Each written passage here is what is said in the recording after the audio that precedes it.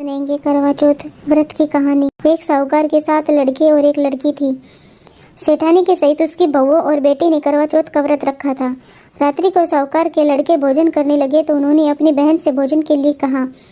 इस पर बहन ने बताया कि उसका आज व्रत है और वह खाना चंद्रमा को अर्घ्य देकर ही खा सकती है।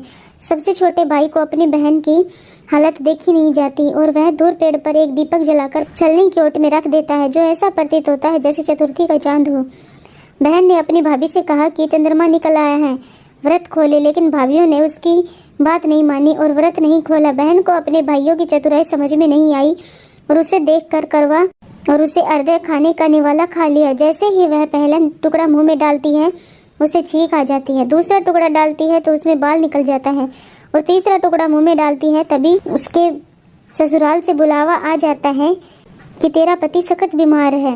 उसके बाद जब माँ ने बेटी के पहनने के लिए बक्सा खोला तो सबसे ऊपर सफ़ेद कपड़ा निकला। तीनों बार सफ़ेद कपड़े निकले। फिर बेटी को सफ़ेद कपड़ा पहनाकर ससुराल भेज दिया और साथ ही सोने का टका पल्ले में बांध दिया और बोली, रास्ते में तुझे जो भी मिले उसके पैर छूती जाना और जो तुझे सुहागिन होने का आशीर्वाद दे उसे ये टका दे देना और पल्ले की गांठ बांध लेना।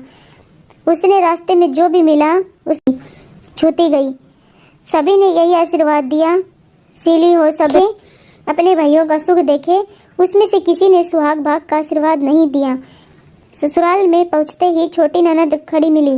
उसने उसके पैर छूते ही ननद ने कहा, सीली हो, सपूती हो, 7 पुत्रों की माँ हो और सदा सुहागिन रहो। ते ही उसने पल्ले की गांठ बांध ली और वो टका अपनी ननद को दे दिया। तब तक मर चुका, ले जाने की तैयारी कर रहे थे। उसने अपने पति को ले जाने नहीं दिया और बोली, मैं यही पर मेरे पति की सेवा करूंगी और जिसने मेरा पति लिया है वही चौथ माता मुझे मेरा पति देगी। उसके बाद मांगसर की चौथ आई और बोली, करवा ले भाइयों की प्यारी, करवा ले, दिन में चांद उगाने वाली, करवा ले, घनी भूखी, करवा ले। तब उसने माता के पैर पकड़ लिए और बोली, माता मैं तब तक नहीं छोड़ूंगी तब तक तुम मेरा सुहाग नहीं दोगी। चौथ माता बोली, कार्तिक माह की सबसे बड़ी चौथ आए उसी से तेरा सुहाग मांगना, जिसने तेरा सुहाग लिया है वही वापस करेगी। उसके कुछ दिन बाद साल की सबसे बड़ी चौथ आई। उसने उसके पैर पकड़ लिए और बोली, माता तूने ही मेरा सुहाग लिया है, तू ही देगी, मैं तभी तेरे पैर छोड़ूंगी। तब चौथ माता ने मांग से सिंदूर निकाल कर, अपनी आंखों से काजल निकाल कर चिटली उंगली से उसके पति की ओर छिटा दे दिया। तब वो खुश होते हुए उठा और बोला, बहुत सोया, मैं तो बहुत सोया। लड़की ने कहा, तो तुम जो सोए हो हमें ही पता है। उसके बाद चौथ माता जाते वक्त उसकी झोपड़ी के पैर मारकर चली गई। उसकी झोपड़ी महल में बदल गई।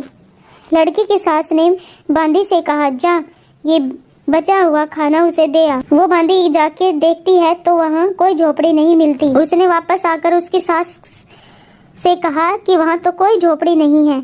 उसकी सास बोली, पड़ोसन तो मजे लेती ही है, तू भी मोल की होके मेरे मजे लेने लगी है।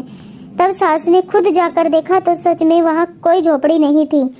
तब सास बहू के पैरों में पड़ गई और बहू सास के पैरों में और बोली बहू तेरा भाग। बहू बोली, माँ तुम्हारा भाग। हे चौथ माता, उस लड़की की जैसे सुनी वैसे सबकी सुनना।